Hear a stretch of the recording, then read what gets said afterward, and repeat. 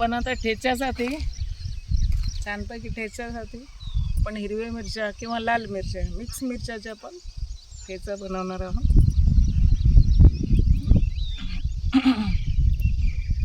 बघा सकाळची पहाट आहे, किती सुंदर वातावरण आहे. आणि आपल्या घरच्या मिरच्या तोडल्याला बनवण्याचा आनंद वेगळाच. येस.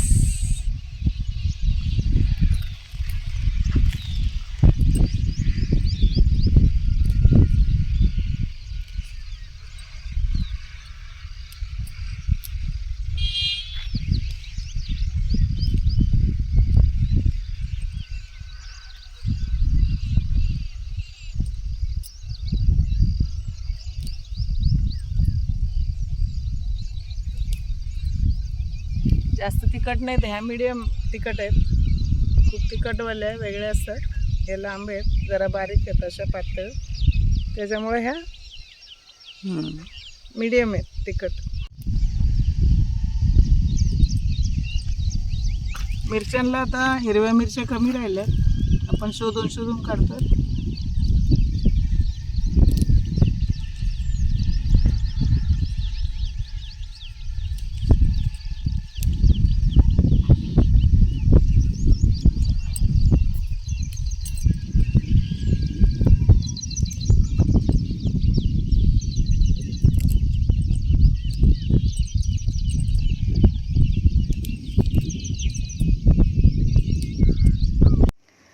तर आपलं आता ठेचा करून घेऊया.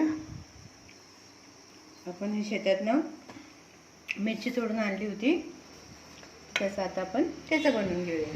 सगळ्यात पहिल्यांदा गॅस चालू केला इथे मी. आपण त्याच्यामध्ये ह्या मिरच्या थोड्याशा भाजून घेऊयात.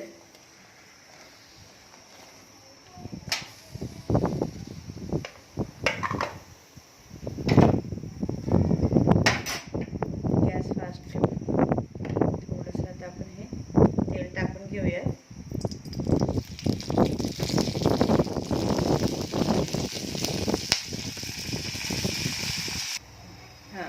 तर आता आपल्या या मिरच्या ज्या आहेत या चांगल्या भाजून झालेल्या आहेत. थोडंसं तेल टाकलं होतं. आता आपण त्यामध्ये हा लसूण घालून घेणार आहोत. गावरान लसूण आहे हा. हा थोडासा फक्त सोलून घ्यायचा आहे आणि पाकडून घ्यायचा आहे.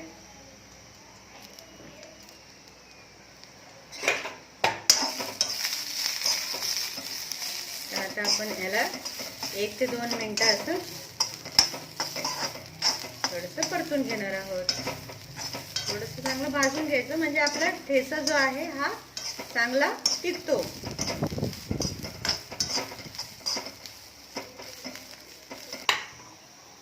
तर चला, आता आपले हे जे लसूण आणि मिरचीचं जे मिश्रण आहे हे चांगलं भाजून झालेलं आहे. आता आपण ह्याला काढून घेणार आहोत प्लेटमध्ये. आणि हे जे आहे हे शेंगदाणे हे तळून घेतलेले आहेत, तेलामध्ये चांगले परतून घेतलेले आहेत चांगले. आता आपण हे काढून घेऊयात. लसूण पण चांगला परतला आहे. हे परतल्याने काय होतं की जो आपला ठेचा आहे हा चांगला टिकतो आणि टेस्टी होतो, थोडंसं टेस्टी होतं. आता आपण हे सगळं जे आहे ह्याला आपण थोडंसं 2 मिनटं आपण थंड होऊ देऊयात. आणि नंतर आपण ह्याला मिक्सरमधून बारीक करून घेऊयात. नाहीतर तुमच्याकडे जर पाटा असेल तर तुम्ही पाट्यावरती ह्याला बारीक करून घेऊ शकता किंवा खलबत्त्यामध्ये कुटून घ्या. ठीक. आता आपण हे जे मिश्रण आहे लसूण आणि मिरचीचं आणि शेंगदाण्याचं ते आपण आता थंड झालेलं आहे थोडंसं. तर आपण आता हे मिक्सरच्या भांड्यामध्ये काढून घेऊयात. थोडंसं जाडसर करून घ्यायचं ना. थोडं मीठ घालून घ्यायचं ना आधी. चला, तर आपलं हे वाटण थंड झालेलं होतं. आता आपण याला मिक्सरमध्ये काढून घेतलेलं आहे. तर आता आपण त्याच्यामध्ये थोडंसं आवडीनुसार मीठ टाकून घ्यायचं आहे. चला, तर आता आपला हा मिरचीचा ठेचा रेडी झालेला आहे. मिक्सरमधून आपण त्याला बारीक करून घेतलेला आहे. जर तुम्हाला हवा असेल तर तुम्ही खलबत्त्यात किंवा पाटा वरवंट्यामध्ये तुम्ही करू शकता बाबा. अनेक प्रकार आहेत ठेचांचे. तर हा थोडासा मी असा आबडधोबड केलेला आहे, बारीक करून घेतलेला आहे मिक्सरमध्ये.